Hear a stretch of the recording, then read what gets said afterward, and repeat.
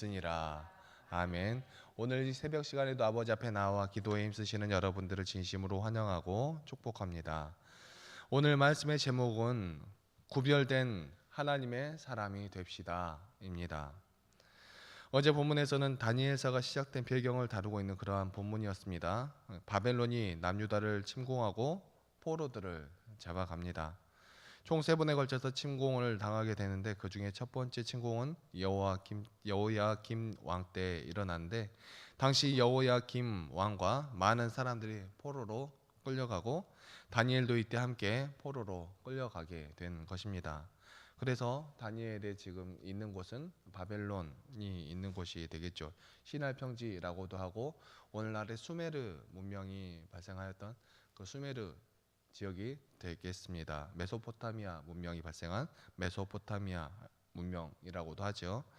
그 다니엘이 오늘 주인공이 된 책이 다니엘서이고요. 그리고 다니엘과 세 친구 사드락과 메삭과 아벳느고로 이름이 바뀌게 되는 다니엘의 세 친구, 즉 다니엘과 함께 해서 총 4명의 유다 소년의 대표로서 본장에 다니엘이 지금 등장하고 있습니다. 왕은 끌고 온 이스라엘 백성들 중에서도 왕족과 귀족 몇 사람을 데려오게 하였고 그들에게 갈대아 사람의 학문과 언어를 가르치게 하였습니다. 그러니까 수메르 그 문명을 가르치게 한 것이죠. 여러분 혹시 그 고대 문명이 발달한 것에 대해서 조금이라도 알고 계신다면 그 당시에 수메르 문명이 얼마나 발달하였는지 아마 알고 계실 것입니다.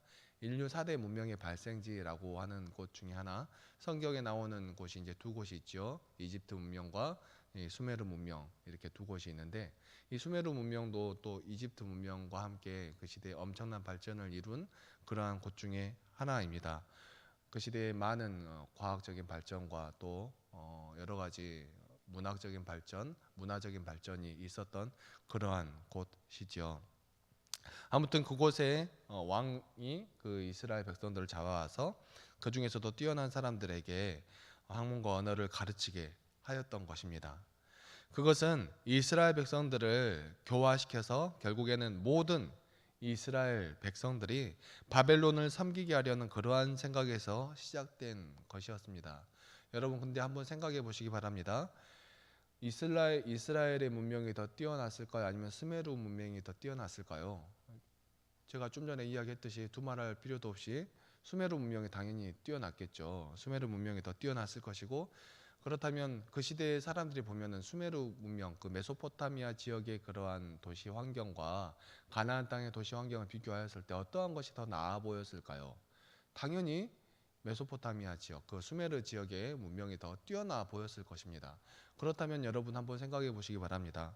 하나님을 믿는 믿음의 백성들이 살아가고 있는 그 환경과 이방신들을 섬기는, 우상을 섬기는 그러한 수메르 문명이 살아가는 그 환경을 비교했을 때 어떠한 곳이 더 좋게 여겨졌을까요? 겉으로 보기엔 당연히 수메르가 더 좋게 보여졌던 것은 당연할 것입니다.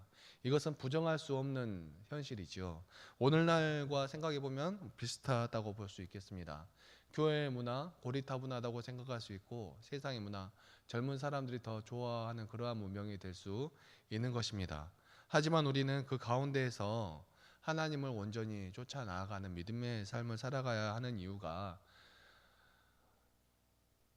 우리는 하나님의 형상대로 지어진 하나님의 자녀이기 때문에 그렇죠. 하나님께서 우리를 사랑하신 것이, 우리를 창조하신 것이 하나님과 교제하기 위함이고 하나님의 그 사랑을 따라 살아가기 위함이지, 정말 우리 사람들이 다른 어떠한 것을 바라보며 그것을 신인 것처럼 바라보며 따라가는 그러한 모습을 살아가기를 원하신 것이 아니었던 것입니다. 그런데 그 수메르 문명에는 세상의 다른 어떠한 우상들과 같은 어떤 우상이, 아니 이스라엘 백성들에게는 세상의 우상과도 같은 다른 어떠한 우상들이 있는 것이 아니라 이스라엘의 하나님이 있었기 때문에 그들에게 그 당시 수메르 문명과 섞여 살아도 전혀 이상할 것이 없다라는 것을 보여주기 위하여서 그 이 수메르 왕이, 이 신할평지의 왕이 그 백성들을 들여서 그 중에서 특별히 똑똑한 사람들에게 교화시키기 위하여서 음식도 제공하고 문화도 제공하고 이런 학문적인 소양도 갖추게 하였던 것이죠. 그런데 우리가 이 먹는 것을 생각하면 성경에 몇 차례 먹는 것에 대한 언급이 있지요. 아니, 중요하게 생각되는 그러한 사건들이 있지요. 우리가 먹는 것을 가볍게 생각할 수도 있습니다. 그리고 오늘날 먹는 것 때문에 고민하는 사람은 좀처럼 잘 없지요. 먹는 것, 옛날에는 먹는 것 가지고도 많이 힘들었다고 하는데 오늘날에는 그렇게 힘들지 않지 않습니까? 그런데 그래서 먹을 것에 대한 생각이 좀 가벼우실 수도 있지만, 먹는다는 것은 우리 인간과 가장 밀접한 관계를 가지고 있는 것입니다. 먹는다는 것은 우리 인간의 가장 기본적인 삶의 욕구이지요. 성경에서는 먹는 문제로 여러 일들이 있었는데 대표적인 것은 예수님께서 세례를 받으시고 성령에 이끌려 광야로 가시고 마귀에게 시험을 당하시는데 그 첫 번째 시험이 돌들로 떡덩이가 되게 하시는 것이었습니다. 그에 대한 예수님의 대답이 이러하셨습니다. 마태복음 4장 4절 말씀입니다. 예수께서 대답하여 이르시되 기록되었으되 사람이 떡으로만 살 것이 아니요 하나님의 입으로부터 나오는 모든 말씀으로 살 것이라 하였느니라 하시니. 아멘. 그리고 먹을 것에 대한 문제가 또 있었지요. 바로 에덴 동산에서 하나님께서 아담과 하와에게 하셨던 말씀입니다. 창세기 2장 16절에서 17절 말씀입니다. 여호와 하나님이 그 사람에게 명하여 이르시되 동산 각종 나무의 열매는 내가 임의로 먹되 선악을 알게 하는 나무의 열매는 먹지 말라. 내가 먹는 날에는 반드시 죽으리라 하시니라. 아멘. 아담은 하나님의 이 말씀을 지키지 못하고 무너져 내렸습니다. 그랬지만 우리 주 예수님께서는 우리가 살아가는 것이 먹을 것으로만 살아가는 것이 아니라 하나님의 입으로부터 나오는 모든 말씀으로 살아가는 것이다 라고 말씀하셨지요. 사실 예수님 정도 되니까 이렇게 말씀하셨는지 모르겠습니다. 작은 문제라고 생각할 수 있는 그러한 문제라는 것입니다. 작은 문제이기 때문에 하찮게 생각하고 하나님의 말씀인데도 지켜지지 않을 수 있다라고 생각할 수 있는 것입니다. 오늘날을 살아가는 우리는 어떻습니까? 하나님은 우리에게 분명히 말씀하셨는데 우리는 우리의 생각과 우리의 상황으로 마음대로 하나님의 뜻을 왜곡할 때가 많지는 않느냐 하는 것입니다. 우리가 하고 싶은 대로 행하며 살아가고 있지는 않느냐 하는 것입니다. 우리의 삶의 모든 부분에서 하나님의 뜻을 이루어드리는 우리 믿음의 백성들이 되기를 간절히 소망합니다. 그런데 오늘 말씀의 다니엘은 왕이 주는 음식과 포도주로 자기 몸을 더럽히지 않으리라 결심하고 환관장을 찾아가 부탁합니다. 오늘 본문 8절 말씀입니다. 다니엘은 뜻을 정하여 왕의 음식과 그가 마시는 포도주로 자기를 더럽히지 아니하리라 하고 자기를 더럽히지 아니하도록 환관장에 구하니. 아멘. 보통은 이런 부탁은 이루어지지 않습니다. 왜 그랬습니까? 왕이 특별히 환관장에게 따로 지시한 것이기 때문에 그렇죠. 만약에 이 사실이 환관장에게 그렇게 갖다 주라고 했는데 그 사실이 지켜지지 않은 것을 왕이 알게 되면 어떻게 될까요? 상상에 맡기겠습니다. 근데 놀라운 일이 일어나죠. 9절 말씀입니다. 하나님이 다니엘로 하여금 환관장에게 은혜와 긍휼을 얻게 하신지라. 아멘. 하나님께서 이 환관장의 마음을 움직이셔서 다니엘에게 은혜와 긍휼을 얻게 하셨다. 그러니까 다니엘의 뜻이 이루어지도록 하셨다라는 뜻이죠. 채식과 물만 먹고 마시겠다는 다니엘의 뜻은 왕의 음식에 고기가 포함되었음을 나타내고 있죠. 또 일부 고기와 포도주는 먼저 신들에게 바쳐졌던 음식일 수 있다고 예측할 수 있습니다. 그래서 율법을 범할 위험이 있었던 것이죠. 그래서 다니엘은 다른 것 때문에 그러는 것이 아니라 하나님의 말씀 앞에 온전히 서 있겠다 하는 그 마음으로 정말 이 세상의 다른 어떠한 것보다 중요한 것이 하나님의 말씀이라고 생각하였기 때문에 이렇게 행동을 한 것입니다. 여러분, 먹는 것이 뭐라고 이렇게 다니엘은 하나님 앞에 서 있으려고 그 율법을 지키려고 안간힘을 썼던 것입니다. 다니엘은 이방 땅에서도 정함과 부정함에 관한 율법, 즉 하나님의 말씀을 따르려는 그 열심에서 왕의 음식을 거절하였던 것입니다. 그런데 우리는 우리의 삶 가운데서 얼마나 하나님의 말씀을 지키며 살아가려고 노력하고 있습니까? 다니엘의 이것은 어떻게 보면 목숨을 건 반항이었고 거역이었습니다. 제국의 혜택을 물리치고 자기 동족과 차별대우 받는 것을 거절한 것입니다. 다니엘은 바벨론의 영화를 누리는 신하가 되기보다 하나님의 백성이 되기를 선택한 것입니다. 왕의 산의 진미를 거절한 것만이 아니라 하나님 나라의 가치관과 어긋날 때는 제국의 가치관을 수용할 수 없었다는 것을 보여주고 있는 그러한 모습입니다.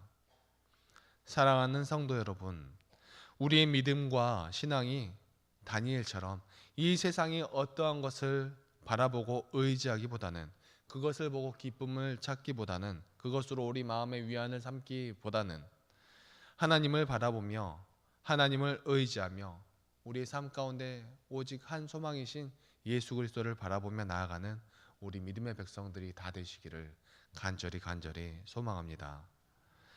1장에서는 모두 3번 하나님이 주어로 등장합니다. 여기서 나오는 이 주님이라고 하는 것은 아도나이로 말할 수 있겠습니다. 여러분 참고로 알아야 두시면 좋을 것이, 성경에서는 여호와라고 써놓고 여호와라고 읽지 않았습니다.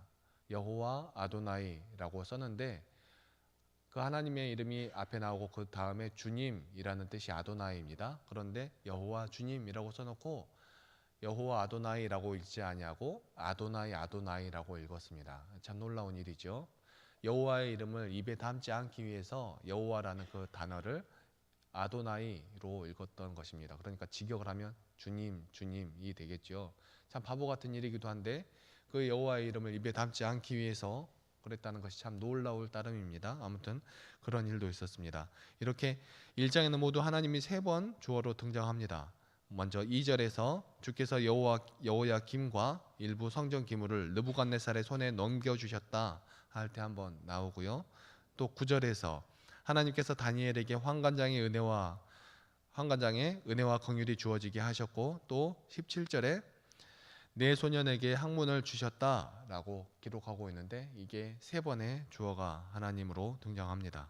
이것은 어떻게 보면 이스라엘의 유배, 또 음식으로 인한 시련과 그것을 극복하는 것, 그리고 그 바벨론 왕궁에서의 성공이 처음부터 마지막까지 모두 이스라엘을 하나님께서 내버려 두신 것이 아니라 이 모든 상황을 하나님께서 주도하고 통제하고 계신다라는 것을 보여주는 그러한 사건입니다. 하나님께서 모든 것을 주관하셨다라는 것을 보여주고 있다라는 것이죠. 그러니까 우리의 삶도 마찬가지입니다. 우리의 삶 때로는 하나님께서 계시지 않는 것처럼 어떠한 일들이 일어날 때도 있고 우리의 상황이 악하게 보일 때도 있습니다. 하지만 우리의 모든 상황과 환경 가운데 함께 하시는 그 하나님을 우리가 믿음으로 고백하며 나아가는 우리 믿음의 백성들이 되어야 할 것입니다.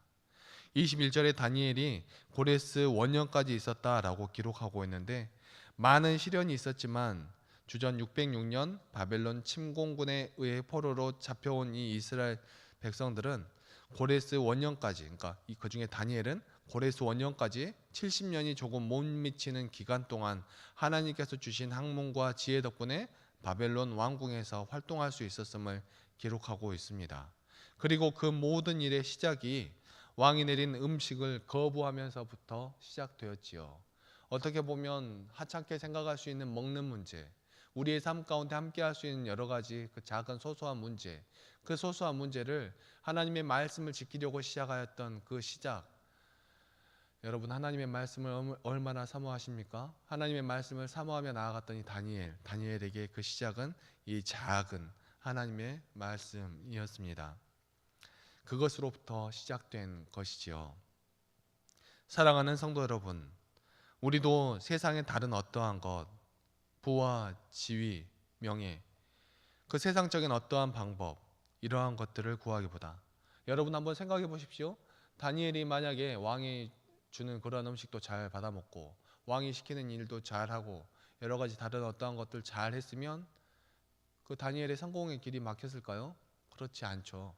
그런데 다니엘은 그 가운데 뜻을 정하고 하나님의 그 말씀을 이루어 가려고 열심으로 살았던 사람이죠.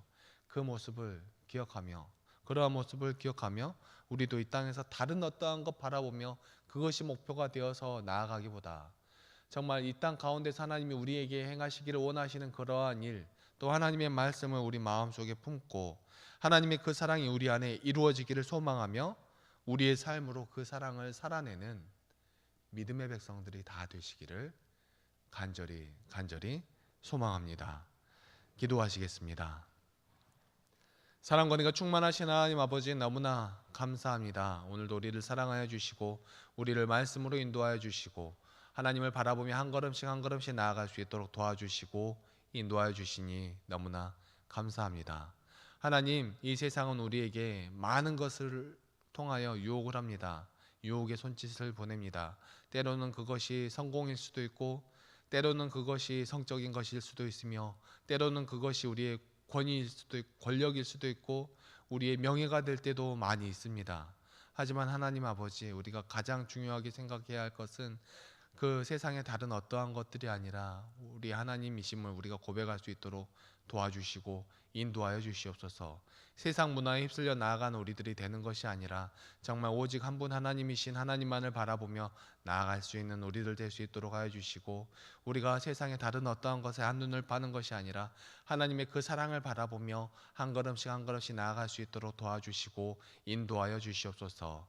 그 호화 문명인 바벨론에 끌려가서도 정말 다른 어떠한 것에 눈길을 주는 것이 아니라, 산의 진미에 눈길을 주는 것이 아니라, 정말 자신의 앞에 차려진 그 놀라운 밥상에 눈을 팔리는 것이 아니라, 그러한 진수성찬에 눈을 돌리는 것이 아니라, 정말 세상의 성공과 업적에 눈을 돌리는 것이 아니라, 지위와 명예의 눈을 돌리는 것이 아니라, 하나님 아버지, 오직 하나님만을 바라보며 하나님께서 우리에게 주신 말씀을 바라보며 그 말씀 가운데 하나님의 뜻을 이루어드리기 위하여 노력하는, 그 가운데서도 가장 중요한 것이 무엇인지 생각하며 그 가장 중요한 것, 하나님이 우리를 사랑하셨듯이 우리 서로 사랑하라 하신 것을 지키며 나아가는 우리 믿음의 백성들 될 수 있도록 도와주시고 인도하여 주시옵소서.